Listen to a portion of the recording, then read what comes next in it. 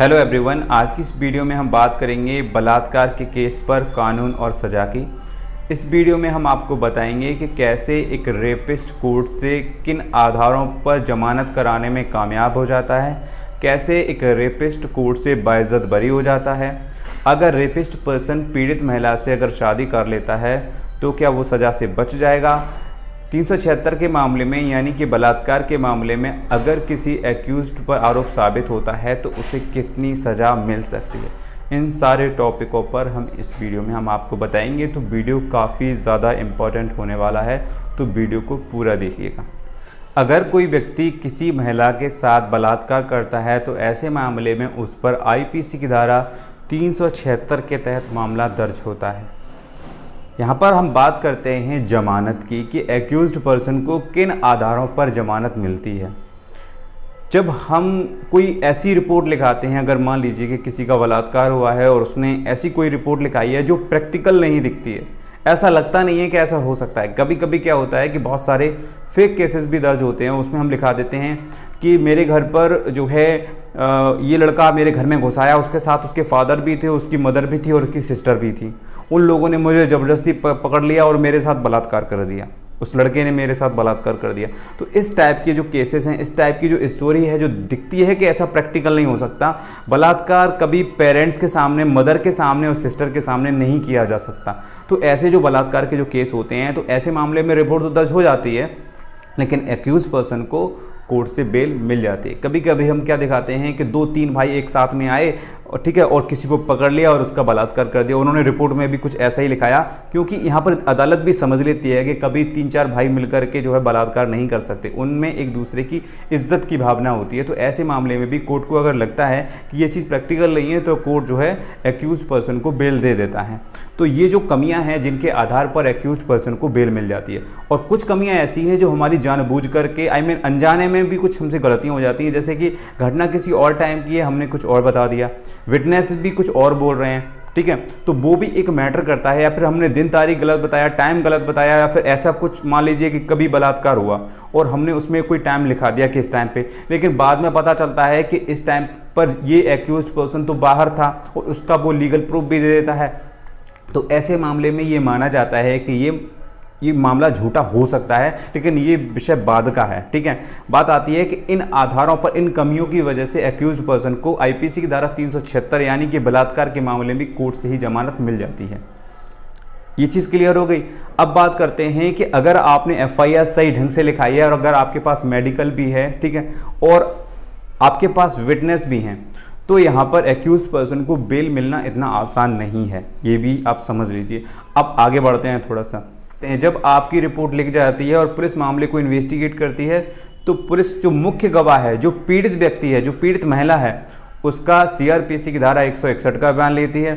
अगर उसे लगता है कि ये गवाह पलट सकता है बाद में, तो उसका बयान मजिस्ट्रेट के सामने भी करा देती है, जो कि सीआरपीसी की धारा 164 के तहत दर्ज होता है। तो यहाँ पर 2 जगह बयान दर्ज हो जाता है।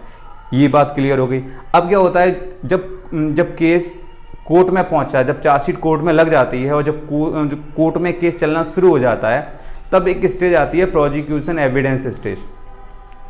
इस स्टेज पर जो गवाह होते हैं उनके बयान होते हैं, ठीक है। तो महिला ने जो 161 का बयान दिया है वो अलग हो गया, महिला ने जो 164 का बयान दिया है वो अलग हो गया, मतलब कि 2 बयान तो वो हो गए महिला के। और जो विटनेस हैं, वो जो प्रोसिक्यूशन एविडेंस की स्टेज पर जो गवाह दे रहे हैं, अगर उनके बयान अगर आपस में मैच नहीं कर रहे हैं, ठीक है, 161 का बयान महिला कुछ और कह रही है, 164 में कुछ और कह रही है, या फिर महिला कुछ और कह रही है, विटनेस कुछ और कह रहे हैं, विटनेस कोई और दिन तारीख बता रहे हैं, महिला कोई और दिन तारीख बता रही है, वो सुबह का टाइम बता रहे हैं, महिला उसमें 161 के बयान में शाम का टाइम बता रही है, तो कोई सुबह का कोई शाम का। तो ये चीज़ जो मिसमैचिंग आ रही है या फिर इस तरह की बातें आ रही हैं सामने, जिससे ऐसा लगता है कि इनकी बातें आपस में ही मैच नहीं कर रही हैं, तो अदालत को कहीं ना कहीं ऐसा लगता है कि ये मामला फेक हो सकता है। अदालत खुद किसी डिसीजन पर एकदम नहीं पहुँच जाती, लेकिन अदालत खुद भी इस चीज़ को मनन करती है, ये देखती है कि प्रैक्टिकल क्या हो सकता है। तो ये चीज़ें बहुत ज़्यादा कन्फ्यूज़न क्रिएट कर देती हैं। तो इन मामलों पर भी एक्यूज पर्सन को बेल मिल जाती है बाद में भी। अगर मान लीजिए कि सब कुछ सही लिखा, लेकिन विटनेस अगर अपनी बातों से मतलब कि गवाही से कुछ ऐसा लग रहा है जो मिसमैच कर रहा है, इसको आधार बना करके भी कोर्ट में बेल के लिए अप्लाई किया जा सकता है। यहाँ पर केस डायरी भी है, जो पुलिस जो इन्वेस्टिगेट कर रही है तो केस डायरी क्या बता रही है, तो ये सारी चीज़ केस डायरी, ठीक है, 161 का बयान, 164 का बयान और जो गवाहों के बयान हो चुके हैं। अगर मान लीजिए कि एफआईआर भी चार्जशीट नहीं लगी है तो आप एफआईआर और केस डायरी के और 161 के बयान, 164 के बयान के आधार पर बिल डालेंगे। लेकिन अगर मामला कोर्ट में पहुंच गया है तो प्रोसिक्यूशन एविडेंस के स्टेज पर जो गवाहों के बयान होते हैं उसको भी आप इन्वॉल्व करेंगे, क्योंकि जब आपको पकड़ नहीं मिलेगी तो आप इनको इन्वॉल्व करेंगे और इन्वॉल्व करने के बाद आप जो है जमानत का आधार ढूंढेंगे, उसमें कमी ढूंढेंगे। अगर ऐसी कोई कमी नज़र आती है तो उस मामले में एक्यूज पर्सन को बेल मिल जाती है। कई बार ऐसा होता है कि बलात्कार हुआ लेकिन जो है उसका मेडिकल नहीं हुआ होता है, मेडिकल नहीं हुआ होता है तो उस मामले में भी एक तरह से एक्यूज पर्सन को बेल मिल जाती है। तो ऐसे मामले में अगर पीड़ित जो मेडिकल करा लेती है, अगर वो शादीशुदा पहले से है तो भी एक्यूज्ड पर्सन को बेनिफिट मिल सकता है, क्योंकि उनकी आपस में चीज़ें मैच नहीं कर रही हैं और वो पहले से शादीशुदा है तो उसकी मेडिकल रिपोर्ट भी इतनी इंपॉर्टेंट नहीं रहती है। अगर वो यंगर अनमैरिड वूमेन है, ठीक है, कुंवारी लड़की है, ठीक है, तो उस मामले में उसकी गवाही इंपॉर्टेंट है। अगर मान लीजिए कि विटनेस भी नहीं होते हैं तब भी उसकी गवाही इंपॉर्टेंट है। अगर मान लीजिए, क्योंकि अगर कोई बलात्कार करता है और अगर मान लीजिए कि उसे किसी ने नहीं देखा, ठीक है, और वो कुंवारी लड़की है तो ऐसे मामले में उसकी गवाही इंपॉर्टेंट है। अगर वो अपनी गवाही पे टिकी रहती है तो मे बी उसके आधार पर ही, और उसका अगर मेडिकल भी है तो उसके आधार पर भी एक्यूज्ड को पनिशमेंट मिलती है। बात करते हैं कि अगर गवाही नहीं हुई है, कोर्ट में चार्जशीट लग चुकी है या फिर मामला अभी थाने में है, चार्जशीट लगी ही नहीं है, क्या एक्यूज्ड पर्सन अगर पीड़ित महिला से शादी कर लेता है तो क्या वो बच सकता है? देखिए, वैसे तो मैं कहूँ कि अगर अपराध हो चुका है तो उसका पनिशमेंट कोर्ट में ट्रायल चलता है, उसके बाद पनिशमेंट मिलता है। लेकिन कभी कभी क्या होता है कि पुलिस, जैसे कि मान लीजिए कि आपस में उन लोगों की शादी हो गई तो पुलिस क्या करती है, लोग क्या करते हैं, पुलिस से ले दे करके जो है मामले को रफा दफा करा देते हैं और पुलिस जो है उसमें एफआईआर लगा देती है, कोर्ट में अपनी फॉल्स रिपोर्ट पेश कर देती है कि भाई ये जो 376 का मामला था ये हमने झूठा पाया, ठीक है, क्योंकि वो शादी हो चुकी है, किसी को कोई ऑब्जेक्शन है नहीं, ठीक है, तो यहाँ पर एफआईआर लगा देती है। तो ये एक जो है बेनिफिट मिल जाता है उन लोगों को जो एक्यूज होने के बावजूद भी इस तरह से अपने आप को बचा ले जाते हैं, ठीक है, शादी करके। दूसरी बात, अगर कोर्ट में चार्जशीट लग चुकी है और उसके बाद अगर एक्यूज पर्सन पीड़ित महिला से शादी करता है तब क्या होगा? तो मैं आपको बता दूं कि ऐसी कंडीशन में जो प्रोसिक्यूशन एविडेंस की स्टेज आती है तब तो पुलिस का कोई रोल नहीं रहता है।